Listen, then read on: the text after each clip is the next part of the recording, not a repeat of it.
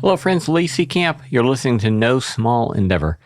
This is one of our unabridged best of episodes with Oliver Burkeman, author of the New York Times bestseller 4,000 Weeks, Time Management for Mortals. This is one of those interviews and books I have continued to ruminate on in a healthy way, I think, since having had the interview and read the book. I think that especially his insight about paying attention to pain and the way that may actually reduce suffering has been one that has especially stuck with me. You'll get that in the third part of the interview, I think it is. And just generally speaking, his counsel to learn to pay attention to life and the beauty of the fact that life is, that rather than obsessing quite so much about the circumstances of life, to simply receive the gift of life itself as the gift it is, in fact, is. And that was a terrible sentence, but I think you know what I meant. Anyway, enjoy this interview unabridged with Oliver Burkeman. Hey friends, Lee here. If you enjoy our conversations at the intersection of faith, purpose, and living well, then I have the perfect podcast recommendation for you, With and For, hosted by Dr. Pam King. With and For's latest season brings together psychology and spiritual wisdom in a way that feels thoughtful, grounded, deeply human, and it's hosted by my friend Dr. Pam King, a developmental psychologist and ordained minister who offers practical guidance towards a life of thriving. I'd recommend starting with their episode featuring Parker J. Palmer, world-renowned writer, speaker, activist, Quaker elder who focuses on issues in education, spirituality, and social change. A moving and instructive conversation. Can't recommend it enough. Also, check out With and For's special summer series of wisdom practices. Released each Monday, they're short exercises shared by guests that will become a toolkit for thriving. Consider them your experiment in becoming more fully alive. So go ahead, follow With and For, hosted by Dr. Pam King, wherever you're listening now. When you need to build up your team to handle the growing chaos at work, use Indeed Sponsored Jobs. It gives your job post the boost it needs to be seen and helps reach people with the right skills, certifications, and more. Spend less time searching and more time actually interviewing candidates who check all your boxes. Listeners of this show will get a $75 sponsored job credit at Indeed.com/podcast. That's Indeed.com/podcast. Terms and conditions apply. Need a hiring hero? This is a job for Indeed Sponsored Jobs. Energía baja, falta de concentración, niebla mental. You might be dehydrated. Gatorade Zero Powders han sido diseñados científicamente para ayudarte a mejorar el balance de hidratación en el cuerpo. Hechos con la mezcla número 1 de electrolitos sin colores ni sabores artificiales. Shop now online or at retailers nationwide. Gatorade hydrates better than water. Is it in you? Signos de dehidratación leve y moderada. Consulta a tu médico si los síntomas persisten. Oliver Burkeman is the author of the New York Times bestseller 4,000 Weeks, which we'll be discussing today. He's also the author of other books, including The Antidote, Happiness for People Who Cannot Stand Positive Thinking. For years, he wrote a popular column for The Guardian entitled, This Column Will Change Your Life. In his email newsletter, The Imperfectionist, he writes about productivity, mortality, the power of limits, and building a meaningful life in an age of distraction. And he lives now in the North York moors. Welcome, Oliver. Thank you very much for inviting me. Hi. It's a delight to have you. I love your book, and I think one of the reasons I love your book is that you confess being a sort of productivity geek, and I too confess to that. And you and me both, for example, getting rather obsessed with people like David Allen's book, Getting Things Done. Mm-hmm. But how do you get from a book on, how do you get to this current book from being obsessed with productivity? Well, I think it's a pretty straightforward journey, really. It's the kind of journey where you come to the end of a trail and then you need something else, right? I think what happened was that I had explored kind of every productivity technique going, read every book. I was writing a column, as you mentioned, for the Guardian newspaper. One of the things I got to do was to try out all sorts of different systems for trying to get in control of my time.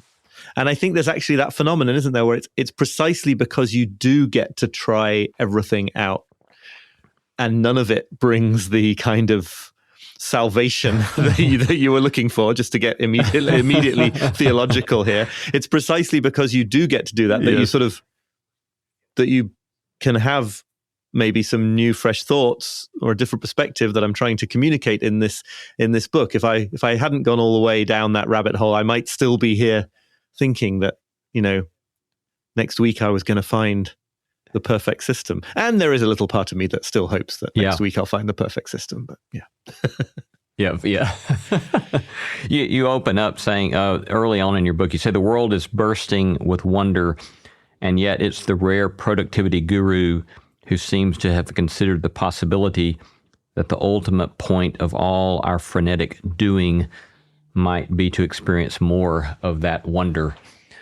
So how do you, is it simply for you that sort of getting to this sort of frustration that you got a lot done, but in getting a lot done, you weren't getting more important things done? Yeah, I mean, that's definitely one of the symptoms, right? One of the things that happens if you really put a lot of effort and discipline into becoming more efficient at processing your tasks, or so I discovered anyway, was that you get really, really good at doing the least important things. And you also discover that because the supply of those tasks is effectively, infinite for us in this era anyway, you don't get to the end of them.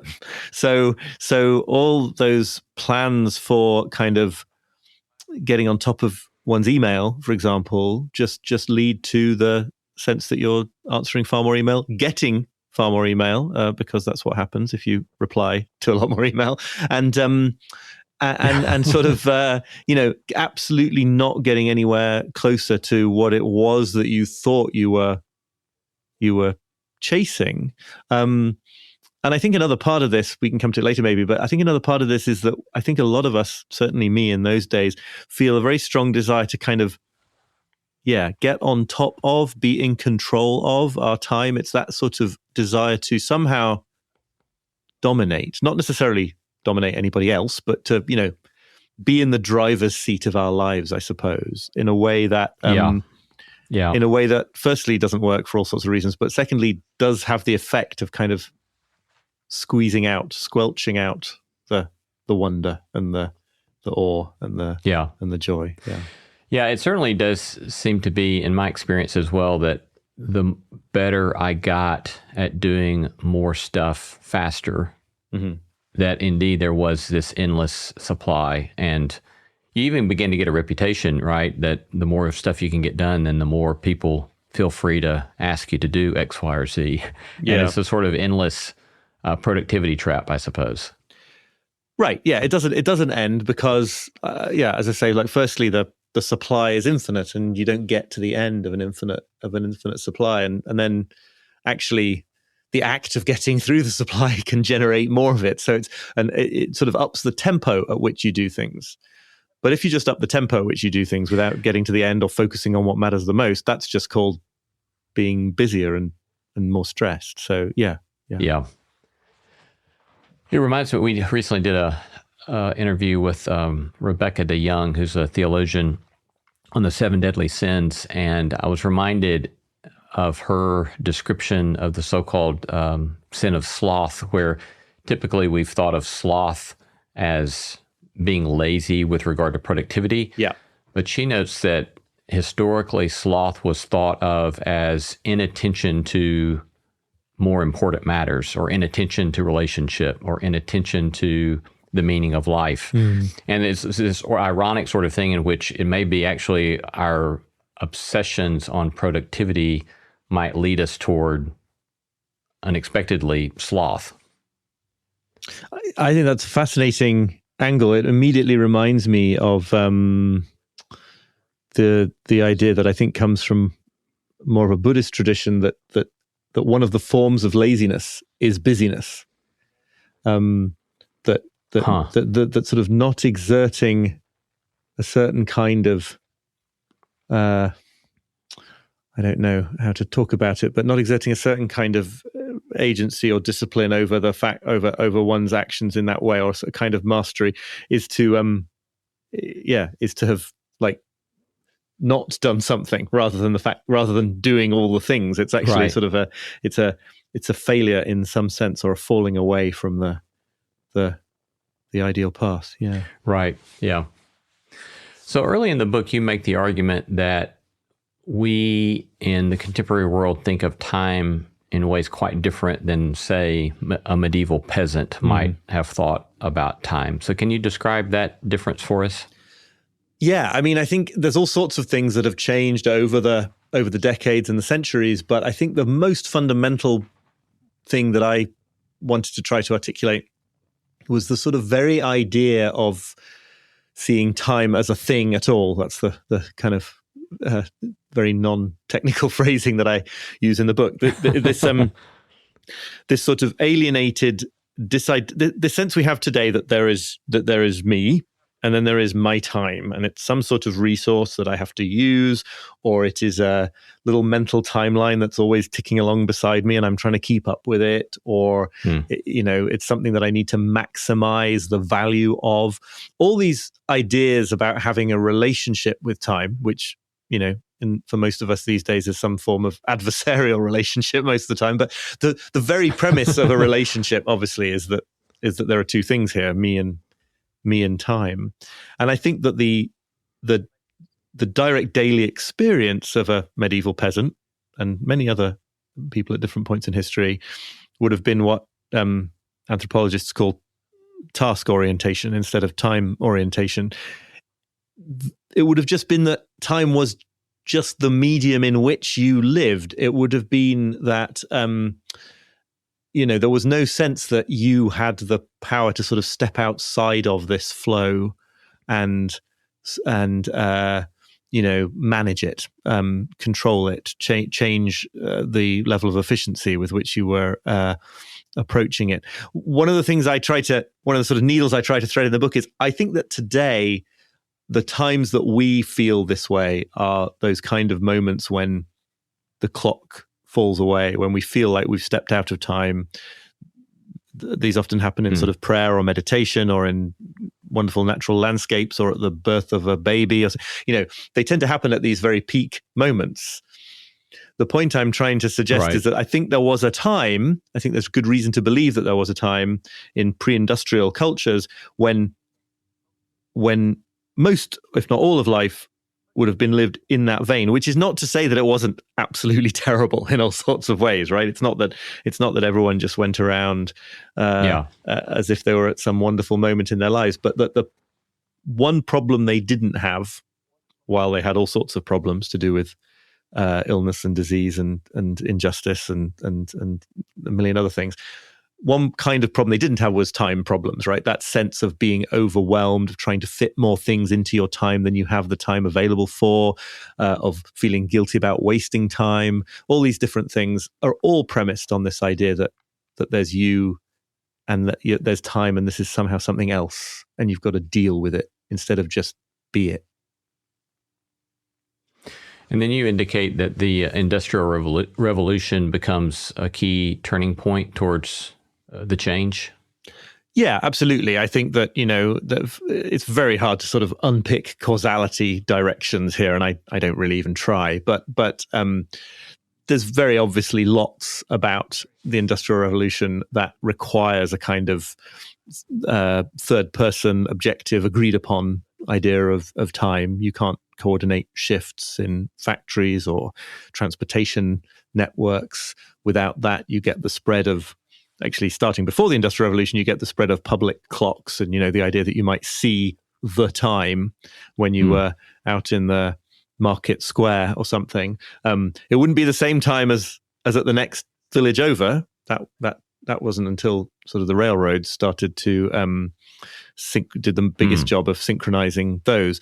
But there was nonetheless this idea of time other than just the flow of life. And yeah, I think that all gets much, much more pronounced as a result of industrialization. I think there are other reasons why it's become even more sort of acute just in the last few decades, because of certain kinds of agreed upon boundaries between work and non-work and leisure and the Sabbath versus working days and all these things were obviously persisted far, far beyond the 19th century. But yeah, I think industrialization was a big part of it.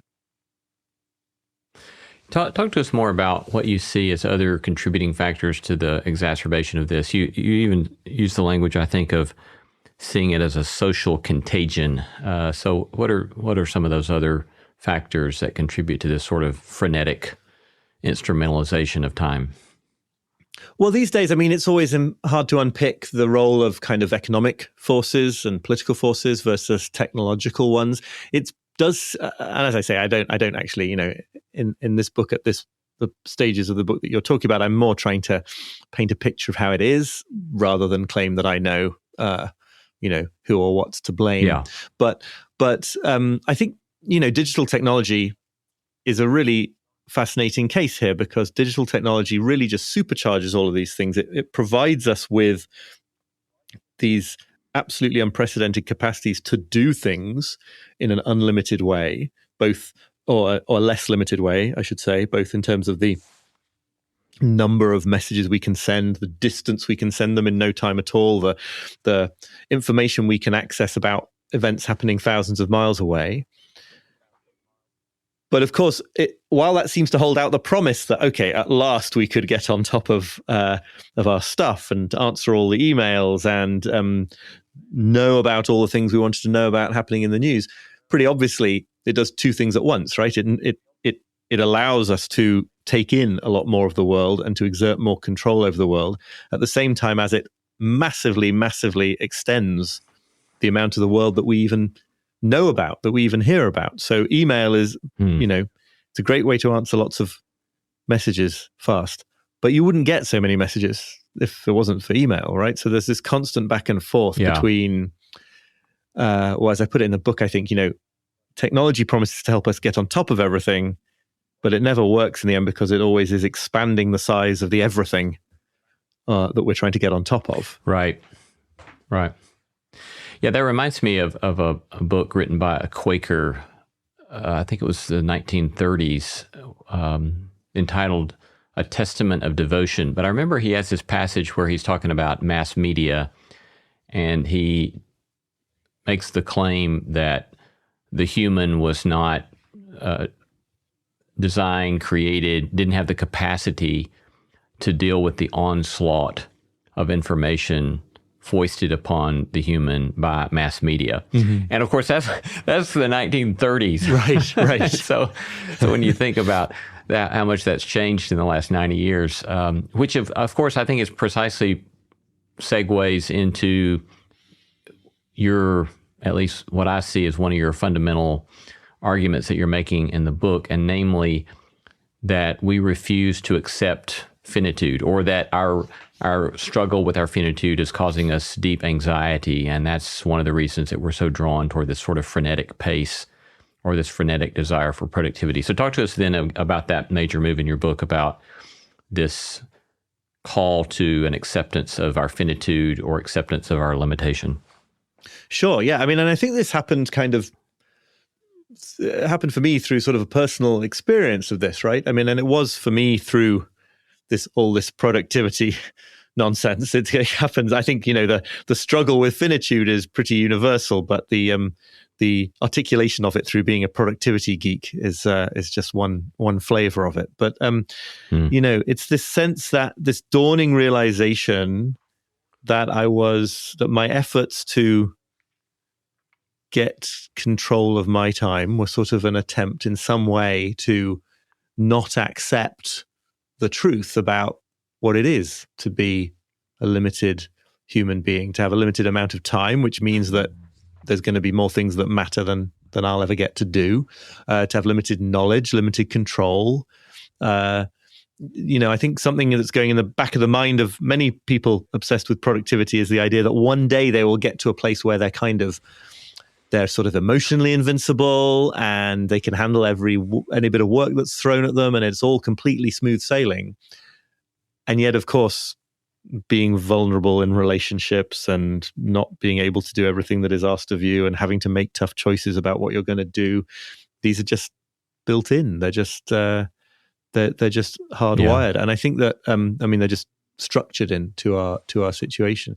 And so as I began to look through this lens, I found more and more contexts where it seems clear to me, but also echoed in the work of many philosophers and psychotherapists and psychoanalysts and all sorts of people, that so much of what we do that adds to our suffering and gets in the way of our living the most meaningful lives we could it seems to have its roots in this idea of like not wanting to feel fully what it's like to be finite in all the ways that we are.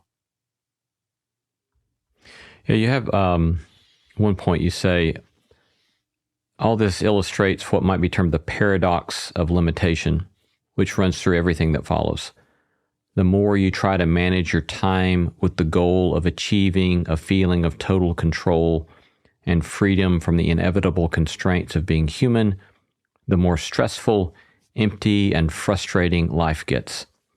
But the more you confront the facts of finitude instead, and work with them rather than against them, the more productive, meaningful, and joyful life becomes. I wonder, what sort of feedback have you gotten from folks about what sort of criticism, I guess, or naysaying have you received in response to that kind of claim? That's a great question. Obviously, it's in the nature of this business that you mainly get commentary from people who resonate and respond positively, because the other ones don't contact you. And some people who do, I will get to the actual criticisms, but some people who do, I think, and have appreciated the book, use words like they find it confronting. I think it's there's an element of what I'm doing here, which is in a hopefully witty and approachable way, dumping a bucket of cold water over the reader's head in certain ways, and hoping, I think this is important, to show that actually the end result of that is peace of mind and relaxation. It's not a kind of like, life is so short, so you better stress out massively trying to force meaningful activity into every second. I guess the couple of sort of pushback arguments there are, one that is something that people in sort of business world and startup world especially have, which is, isn't it only by trying to break limits and do the impossible that we ever achieve anything really splendid and meaningful as humans? Isn't there a benefit in sort of aiming for to do the impossible? And I have a response to that, which has to do with what we really mean by the impossible, and pointing out that the greatest inventors and entrepreneurs and life and world-changing reformers, did not spend all their days trying to answer every single message that came into their inbox. Right. And then I guess the other part of this, which might be of more interest to you, I don't know, from the theological perspective, is like, well, where's the role for the infinite in what I'm saying? I don't think what I'm saying about human finitude is at all incompatible with the idea that there is something infinite that is relevant to the fate of humans. But I definitely don't really go there in the book, right? I'm just sort of focusing on the fact that we are finite. I think that certainly from a religious perspective, I think some people definitely want to say like, okay, but do we not partake in something infinite as well? So that's a whole other dimension. Yeah. It definitely is another dimension, but perhaps counterintuitively, it's not one I'm particularly interested in discussing at the moment, at least, because I think that I think it's so helpful to have you confront us with this sort of this life that we have. It is in fact finite, and I was thinking, for example, as you were describing that, Thomas Merton, the famous 20th century monk, Catholic writer, Yeah. has one passage in one of his meditation books where he talks about the immensely frustrated person who is trying to wring every last bit of perfection out of every moment that he lives. And, it's like, I thought, well, that's what Oliver's saying, right? Is that we get to this point of exasperation, being unable to live life well when we have this sort of perfectionistic instrumentalization or obsessive focus on productivity with every moment. Yes, but I don't know that particular Merton line, and I'm fascinated by that because you're right. I'm making the same critique, but actually, one of the sort of one interesting response to the book, or maybe more to the title, because some people sort of read the title and realize the 4,000 weeks is a reference to the average human lifespan, and then sort of freak out. One of the ways you can go with this, and you see this in the culture in general, not just about my book or anything, is that life is short, and therefore you have to wring something really, really, really stupendous out of every moment. And there is a kind of a modern version of that kind of carpe diem philosophy that I find personally just incredibly stressful. It's like, oh no, I've got to do this as well. Come on. Yeah. I'm just trying to stay on top of things here. And I think that is a sort of I always think of that as sort of the conclusion you'd get if you sort of went halfway with what I'm saying here, because hidden inside that desire to kind of live the most stupendous life is a kind of backdoor quest to overcome the human situation, right? There's a kind of a backdoor way of saying, well, right, maybe I can't live forever, but I can do things in the limited time I have that are so stupendous that it's almost a proxy for living forever somehow. Right.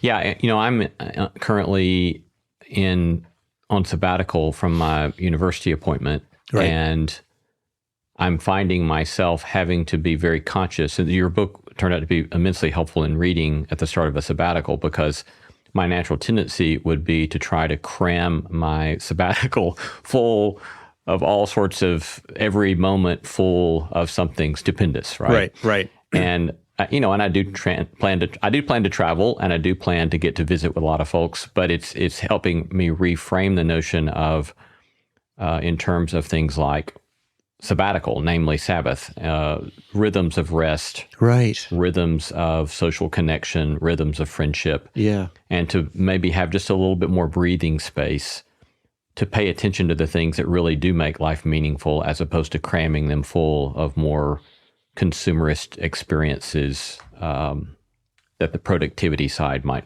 foist upon me. Yeah, it's fascinating, especially as you point out with the word sabbatical. But it's I don't know if you're finding this, but one of the things I'm always struck by is like it's the overproductive sort of cramming in mindset that comes most naturally to us or at least to many of us as modern people. It feels more comfortable in a way to take that route, and in a strange way, more comfortable to be stressed out. That's a very curious thought, but I think it is probably true. And so, if you're anything like me and you're in your situation and you decide to like deliberately not do that and to open up margin and space and time for friends and time for, walking in the park, whatever, it's kind of going to feel a bit uncomfortable at first, right? It's strange, and it's hard to sort of stick with it when you sort of allow yourself to rest, and the first thought you have is, oh, I'd rather be doing something more constructive. Hey friends, Lee here. If you enjoy our conversations at the intersection of faith, purpose, and living well, then I have the perfect podcast recommendation for you, With and For, hosted by Dr. Pam King. With and For's latest season brings together psychology and spiritual wisdom in a way that feels thoughtful, grounded, deeply human, and it's hosted by my friend Dr. Pam King, a developmental psychologist and ordained minister who offers practical guidance towards a life of thriving. I'd recommend starting with their episode featuring Parker J. Palmer, world-renowned writer, speaker, activist, Quaker elder who focuses on issues in education, spirituality, and social change. A moving and instructive conversation. Can't recommend it enough. Also, check out With and For special summer series of wisdom practices. Released each Monday, they're short exercises shared by guests that will become a toolkit for thriving. Consider them your experiment in becoming more fully alive. So go ahead, follow With and For, hosted by Dr. Pam King, wherever you're listening now. When you need to build up your team to handle the growing chaos at work, use Indeed Sponsored Jobs. It gives your job post the boost it needs to be seen and helps reach people with the right skills, certifications, and more. Spend less time searching and more time actually interviewing candidates who check all your boxes. Listeners of this show will get a $75 sponsored job credit at Indeed.com/podcast. That's Indeed.com/podcast. Terms and conditions apply. Need a hiring hero? This is a job for Indeed Sponsored Jobs. Energía baja, falta de concentración, niebla mental. You might be dehydrated. Gatorade Zero Powders han sido diseñados científicamente para ayudarte a mejorar el balance de hidratación en el cuerpo. Hechos con la mezcla número 1 de electrolitos sin colores ni sabores artificiales. Shop now online or at retailers nationwide. Gatorade hydrates better than water. Is it in you? Signos de dehidratación leve y moderada. Consulta a tu médico si los síntomas persisten. Yes, yeah. I know that you've written a previous book on perfectionism, which I've not had the opportunity to read, but it seems like that sort of notion certainly fits into kind of some of what we're describing at this moment, sort of, in my mind, again, a perfectionism about wringing the most out of every moment. But how do you see your work on perfectionism relating to this conversation? I guess, yeah, that is one of the themes in the positive thinking book. And then I had a collection of my Guardian columns that came before that, that sort of dwelt on some of that as well. I guess I do think that that's a sort of one way of describing all the things that I'm interested in, is this drive in us, certainly in me, to achieve something sort of final and perfect in that way, whether it is, the perfect merit of a piece of creative work or the perfect efficiency of a organized life or anything like that. And sort of the constant need to reconfront the fact that perfection does not exist in this earthly reality. It's not there. It's a sort of mental framework that we try to impose on the world, and that according to by relative to which the world will always be found wanting. And I think I've always felt this in myself. It's like, I remember I definitely have those tendencies, and I remember as early as my it's a cliche that at sort of university entrance interviews in the UK anyway, when people ask you, like, what's your greatest fault?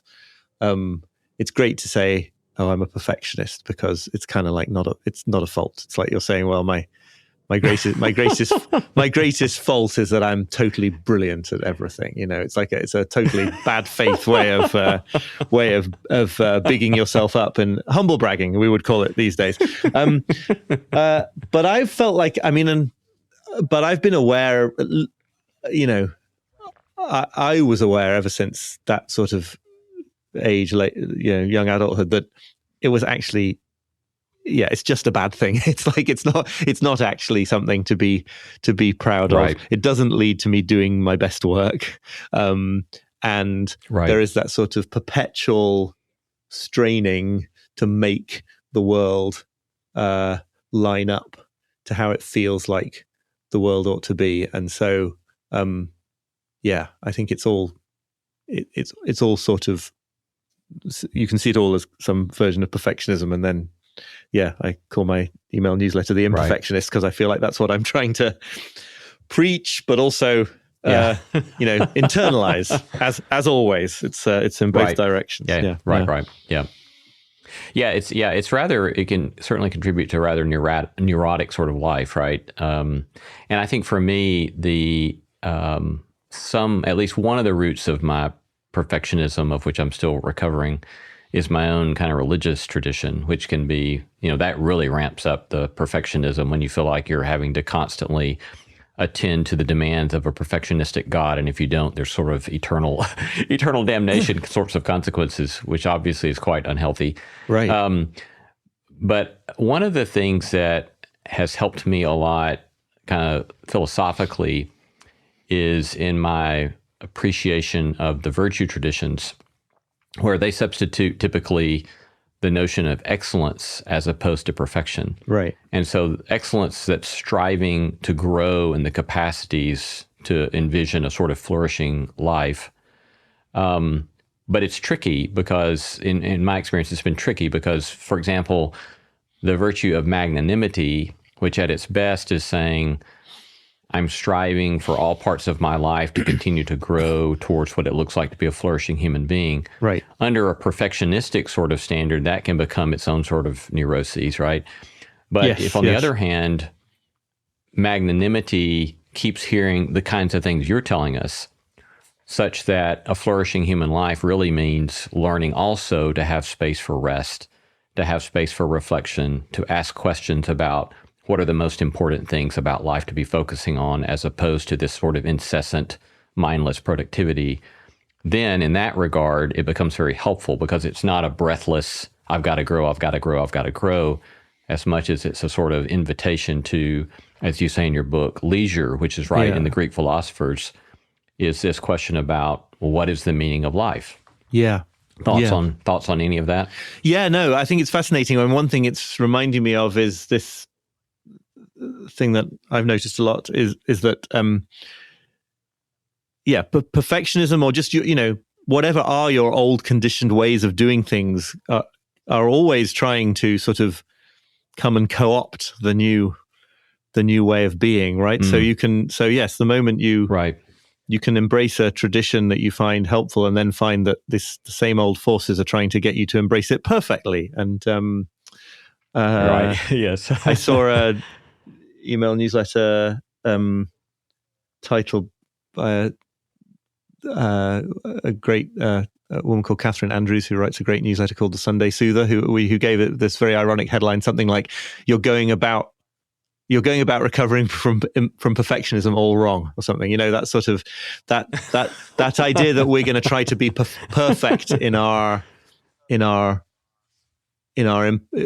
someone who, like me, sounds like us, who is sort of comes to a certain point in life. You then think, well, okay, from now on, I'm going to be completely different in a much more sort of self-forgiving and restful way, and I'm going to do it completely perfectly. And that's just the same thing by the back door. The other thing, and I'm not a super expert on those the virtue traditions at all, but like, there's something there that is more useful than it. I think this idea of letting go of perfectionism is not just about it's not about like turning down the dial and no longer aiming for 10 out of 10, but aiming for 6 out of 10 instead, right? It's something more to do with aiming to be wholeheartedly and fully human, rather than trying to somehow get out of being fully human. And I find that a very helpful frame, because it does just seem to me like, certain of these limitations are built in to my being a human. So, it's about not trying to escape that, maybe. Yeah. Yeah, I think that's very well said. So I want to kind of turn now towards more the latter part of your book, with sort of constructive possibilities in dealing with the problem that you've described there. And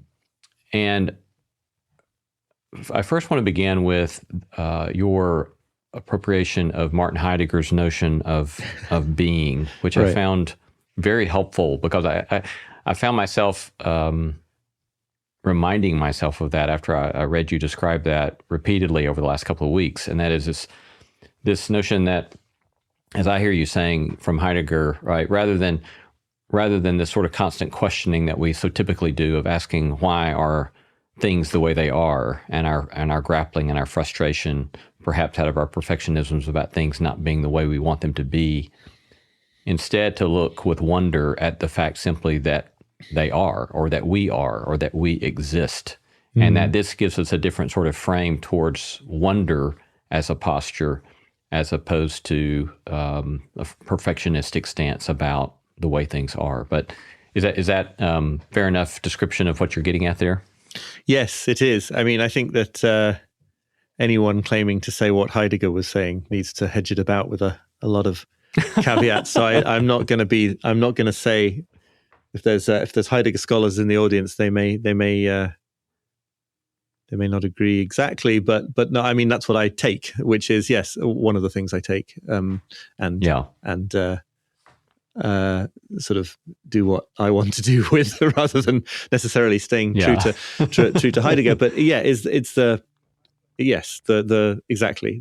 fact that any of this is, if you train your attention on that for a moment, is the sort of direct path to some kind of wonder, right? Because when I step out of the house where we're living now, in a very, very beautiful part of the countryside which has no light pollution, and see the stars, like, then it's very easy to feel awe and wonder, because it is this sort of extraordinary sight and an extraordinary environment to be a part of. But actually, there's nothing non-extraordinary about sitting on the subway, or going to the grocery store. Like what, from the perspective of the idea that any of this is at all, it's possible to be really filled with astonishment by that. And I mentioned very briefly in the book an anecdote told to me by somebody else who lost a close friend sort of unexpectedly young, and found himself after that experience of bereavement, asking like what his friend would have given to experience the things he was experiencing, even if those things were waiting in a long traffic jam, or being on hold to a annoying customer service line or something. All these things that life is full of are sort of not pleasant in terms of their substance, but the fact that you are doing them and that death could take them away puts a different spin on it all. Yes. Yeah, I think I was sitting in a favorite tap room when I read that passage in your book. And I found myself then just sitting for a while, looking around at the people in the room, and considering how amazing it is, right? That I exist, that they exist, that we get to enjoy the craft of beer together in this room, and the wonder of life. It's a beautiful, very practical gift, I think, that you give us with that of learning to look with wonder, and the reminder to do that. Another sort of practice that you suggest is the art of creative neglect and or getting better at procrastinating. So talk to us about either one of those. Yeah, I mean, that pretty much amount to the different angles on the same thing. I mean, I think all the way through this book and other stuff I do, I'm much less kind of trying to say, why don't you do things this way? And much more trying to say, like, this is how things are. And so there's something really empowering and freeing and meaningful about stepping into a full sort of awareness of that, or a little bit closer to a full awareness of it anyway, which is also a Heidegger related thing. But so this idea of creative neglect or getting better at procrastinating is just to say, it is a fact about our situation that there will just always be vastly many, perhaps arguably infinitely many more meaningful uses for any period of time, an hour, a week, your whole life, than you will be able to do in the time that you have. So it will always be the case that, huge amounts of potentially legitimate and fulfilling and wondrous uses for your time are being sort of abandoned. Every decision we make at every moment of life is a waving goodbye to countless other alternatives. And I'm just pointing to ways, I think, of sort of approaching that situation a bit more consciously, instead of what we generally do, which is to try to sort of build structures of belief or indeed productivity systems that allow us to go on thinking that we don't have to make these tough choices. And to sort of let yourself fall into the reality of those tough choices and that fact that everything is a trade-off and everything carries an opportunity cost. At that point, you can start to make slightly wiser choices about what matters the most to you. Because, you know, in the extreme case, if you are a proponent of some productivity system that makes you believe there's going to be time to do everything, then you're going to choose to do all sorts of things that don't really matter to you enough to spend your precious time on them, because after all, you're going to get everything done. So what's the loss? And so, yeah, I think that's just the idea I'm trying to get at there. And this idea of becoming a better procrastinator, which that phrasing originates with a writer called Greg Kretsch. And he sort of makes the point that, you know, we're always procrastinating on almost everything at any moment. If procrastination means not making progress on something meaningful. So really seeing that as an art form and saying, well, you know, every moment is going to be saying a no to almost everything. So how can I do that in the most graceful and wisest way? It makes it a little bit more approachable than eliminating procrastination entirely, which is, you know, a rather tougher call. Yeah. And I read it as a not an invitation to carelessness as much as quite the opposite, right? An invitation to paying attention to what we are paying attention to. And I did find the repeated surfacing of the notion of attention that comes throughout your book very important, which has been a topic that's been discussed in interesting ways in theology here in the last couple of decades of, you know, for example, the language one well-known American theologian, Jamie Smith, has popularized of, you know, you are what you love. That is, you are what you give your attention to. Yeah. And you have this beautiful line from the Catholic poet Mary Oliver, who says, attention is the beginning of devotion. Yeah. So talk to us a little bit more about this notion of attention. Well, I guess it's sort of the central way of talking about our finite time is to see the way that time is sort of how it is just a question of what we pay attention to, and that our lives, you know, people talk about attention being a finite resource, especially in the modern sort of attention economy, where it's a resource that various companies want to monetize. But that always seems to me to slightly underplay how central it is. It's not really something we use to live our lives so much as it just is our lives. And you know, if you never pay attention to a given relationship in your life at all, could you really be said to have that relationship in your life at all? Likewise, you know, if you have a certain problem that you literally never think about, it would be difficult to say that it was really a problem for you. So, yeah, I think that idea from Mary Oliver that sort of you have to attend to things in order to care about them at all, and the fact that our attention is finite, you know, not only because our lives are finite, but in any one moment we can only really pay attention to, depending on how you read the neuroscience, but basically to one thing at a time.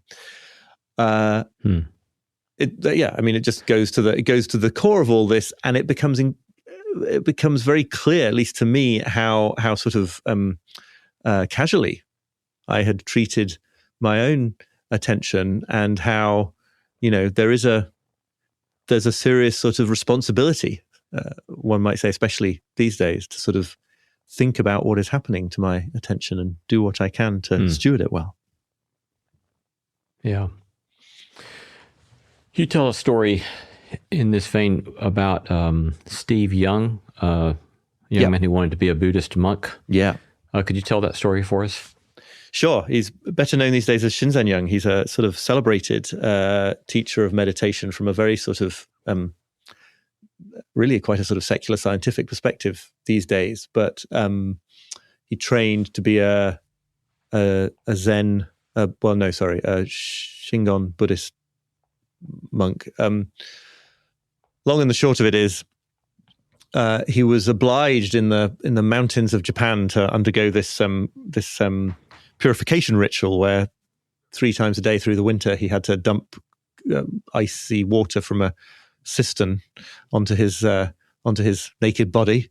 And first, this just seems like some sort of terrible form of torture. Why are they making me do this just to become a monk? But and he writes about talks about gradually learning that the more attention he paid to the sensations, the more he could hold his attention on the sensations that he was experiencing, the less suffering there was. Although you might think it's the opposite, right? You might think that if there is some fact of your life that is distressing to you, that trying to sort of run away from it mentally would be the way forward. And that he found was associated with more with more suffering. A friend of mine who's a meditation teacher puts it in another way and just says, like, in order to suffer in life, in order to find your life, your situation unpleasant and annoying and stressful or whatever it might be, you have to have some mental bandwidth left over for that complaining. And actually, if you can train the attention to be more and more, ever more fully in and on the experience that you're having, then that there's less bandwidth to sort of find it the cause of suffering. And Shinzen Young writes about seeing that this was actually a form of meditation training. It was a training in concentration to sort of, with a reward of not being so distressed by the icy water if you did it well, and the punishment, a sort of Pavlovian, it's like getting electric shock or something if your attention wanders. And so this prompts a kind of hypothetical thought, certainly nothing that reflects my own experience, but it's a hypothetical thought that I think some meditation teachers might endorse, and I don't know where it might take us, but that in principle, any experience could be in life that life could bring could be sort of fully suffused with wonder and meaning and absorption if we could hold our attention on it absolutely, completely. That there might be no emotional experience, however terrible, that was the cause of suffering, if we were if we were fully absorbed in it. I'm not there yet. Yeah, it's hard. It's very difficult, isn't it? Yeah. I mean, I'm thinking, for example, as you were describing that, Viktor Frankl's famous book about his experience in the Holocaust, and his argument, at least, that one still has the freedom to ascribe the meaning one chooses towards any given experience. And in my mind, it's helpful. And I don't know what the sort of approach you were just describing would say about what I'm about to say, but in my mind, it's helpful for me conceptually to draw a distinction between a given social condition that I would want to describe as horrific or evil, while on the other hand, drawing the category of an individual or a group of people choosing how they're going to respond or the particular attention that they're going to give to it. Mm-hmm. But this fascinating notion that by paying attention to, in this case, the Buddhist monk in training, to the pain of the cold water exposure, thawing water exposure. It's fascinating to think about giving more attention to that suffering or to that pain reduces the suffering. I just find that remarkable. Of course, I also find it fascinating because years ago I started doing cold water exposure myself with cold showers. Right. And it's been fascinating the ways I've learned about my own mind and my own thinking through that sort of process. Yeah. Any other closing thoughts about that particular conversation, though? I mean, no, I think that sort of nails it. It's this. For me, it all ties together with this thought that there is something incredibly powerful about anything that we can do to sort of lead ourselves more fully into our experience, and that there is this kind of notion that what we need to do is hold back, or we need to contain it, we need to get in control of it, otherwise it might destroy us. And actually experiencing doesn't destroy us, right? In that, I mean, I suppose, except in certain contexts where it might. The mind wants to come up with hypothetical thought experiments, but it's like this notion that stepping fully into the experience of being human is something we sort of can't afford to do because it will be too awful, is repeatedly belied by experience. Yeah. I liked a moment ago where you said that in thinking about sort of constructive practices, you're trying to avoid this sort of notion of, coming up with a sort of to-do list or 5 successful steps to overcome what you're talking about, which I think is quite helpful to point us toward posture or point us toward practice or point us toward a different sort of attention.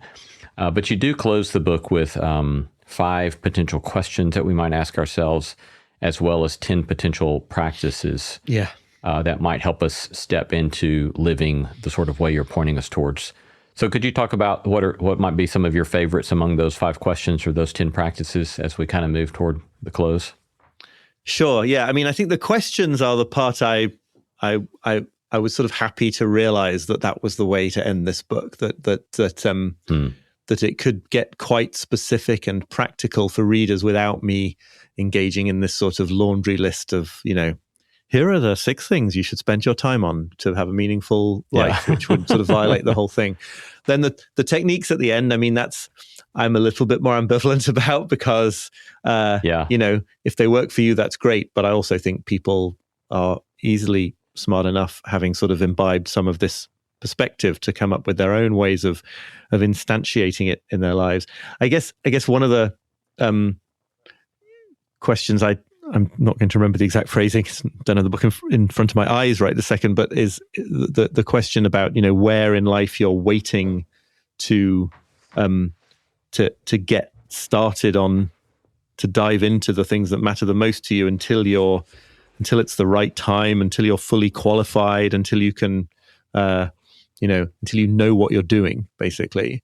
And I've found it, repeatedly astonishingly revealing in life. I think many people go through some version of this to realize that, that everyone is in a sense making it up as they go along. That that we're all together in being just on the leading edge of this moment and next moment, and like actually nobody knows what's coming a moment from now, and we're all sort of improvising. Certainly, a good surgeon is improvising on the basis of some serious training, and a good airline pilot has, is not just sort of making it up in a certain sense, but in another sense, I think we all are, and there's something very liberating about that realization that the moment of truth isn't coming. That this is the moment of truth, that that this is it, and that if you're going to do things in your life that you care about, at some point it's going to be now that you do them.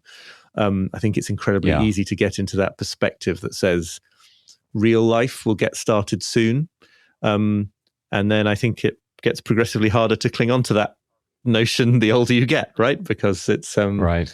You can believe it at 20 in a way that you can't believe it at 40. Yeah. The wording you have here in the book: in which areas of life are you still holding back until you feel like you know what you're doing? And another one, going back to what we had earlier, are you holding yourself to and judging yourself by standards of productivity or performance that are impossible to meet?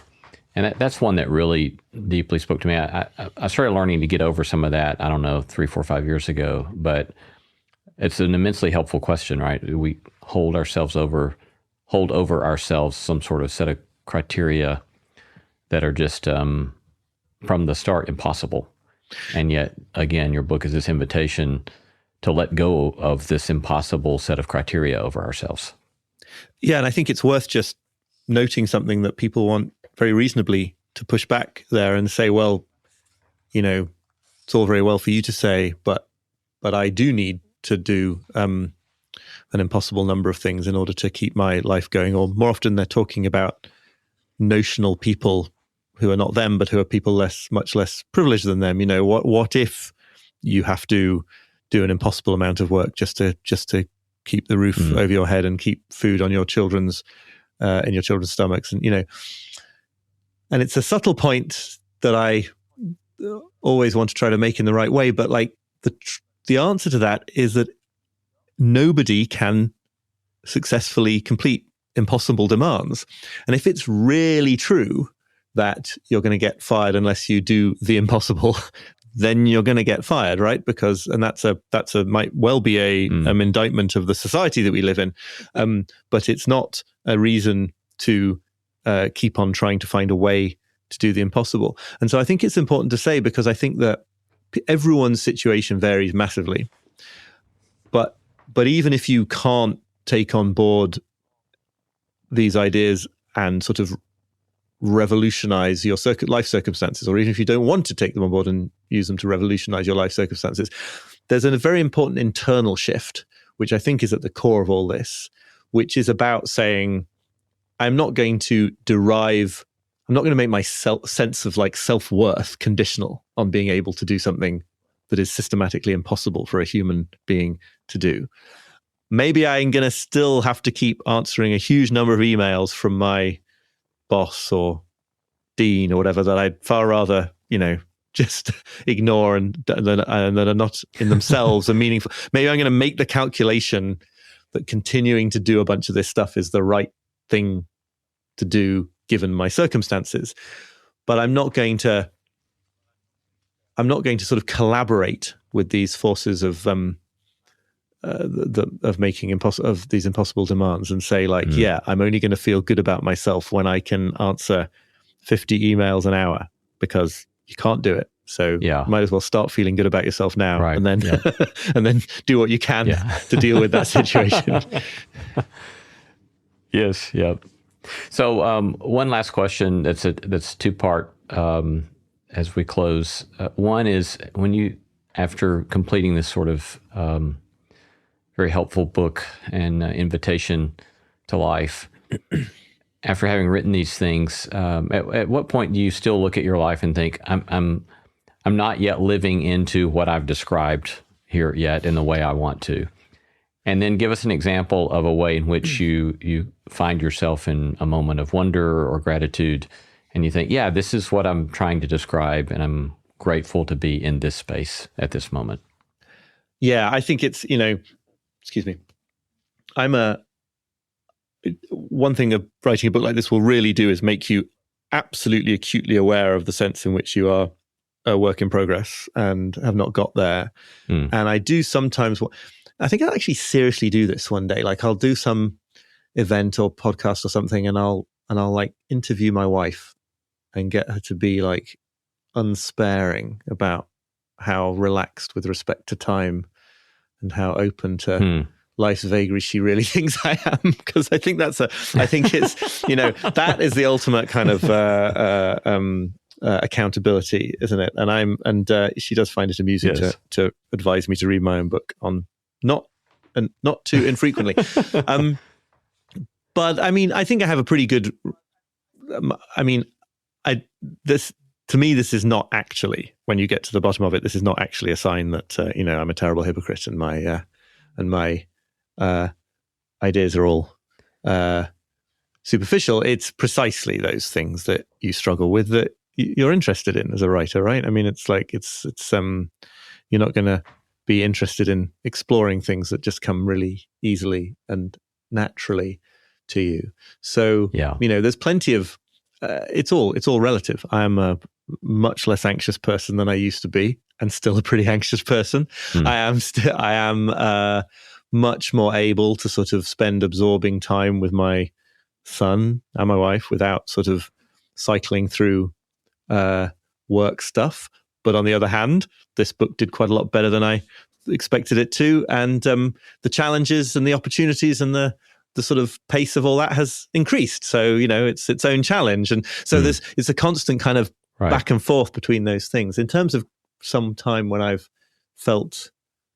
feel like I'm doing it right, I suppose. I'm not sure that was exactly your phrasing, but,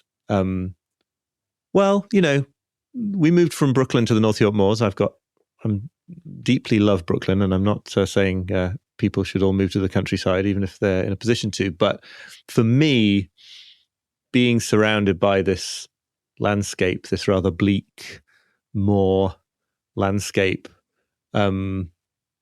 acts. I'm really proud of us for having made this this move, because it's the kind of thing that one talks about and doesn't actually do. And it's the kind of landscape where, I just feel it's funny because it goes along with feeling very small in the landscape, but there is a real sense of like, there's a real sense of showing up for life somehow. And some aspects of the community life are also very sort of make you feel very much more sort of, I think there's some plus points to being slightly more dependent on your neighbors and on the people in the surroundings. So all of that is something that I cherish and value quite a lot. But it's, in no way am I some absolutely perfect handler of all time-related stresses. Then again, if I was, that would be perfection, wouldn't it? And that would undermine my argument. So. Yes, indeed.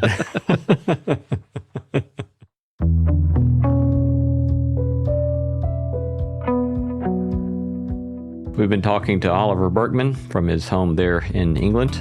Oliver is the author of the New York Times bestseller 4,000 Weeks. Oliver, thanks so much. It's been a delight to talk to you, and thank you for the moving and immensely helpful book. Thank you. I really enjoyed this conversation.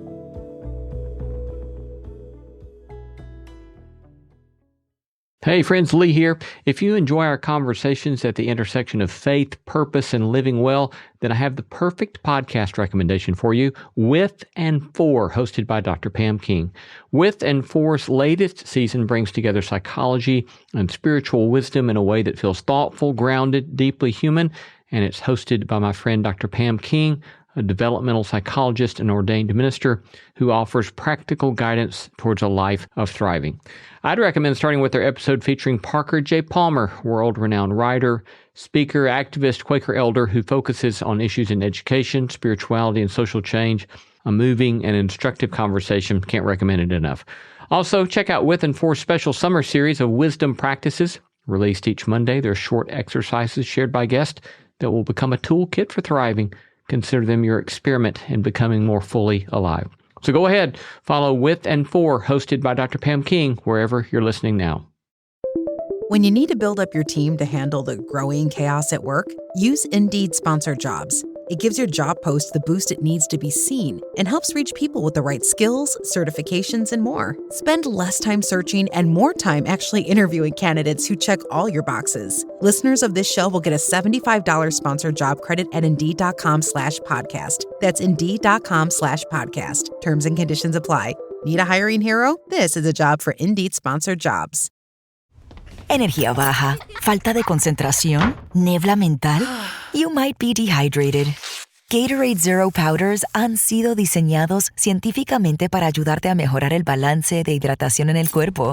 Hechos con la mezcla número 1 de electrolitos sin colores ni sabores artificiales. Shop now online or at retailers nationwide.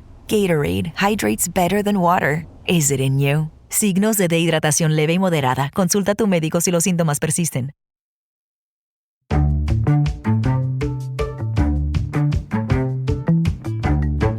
Our thanks to all the stellar team that makes this show possible. Christy Bragg, Jacob Lewis, Carrie Harmon, Jason Cheesley, Sophie Byard, Kate Hayes, Mary Evelyn Brown, and Audrey Griffith. Our theme song was composed by Tim Lauer. Thanks for listening, and let's keep exploring what it means to live a good life together. No Small Endeavor is a production of Tokens Media, LLC, and Great Feeling Studios.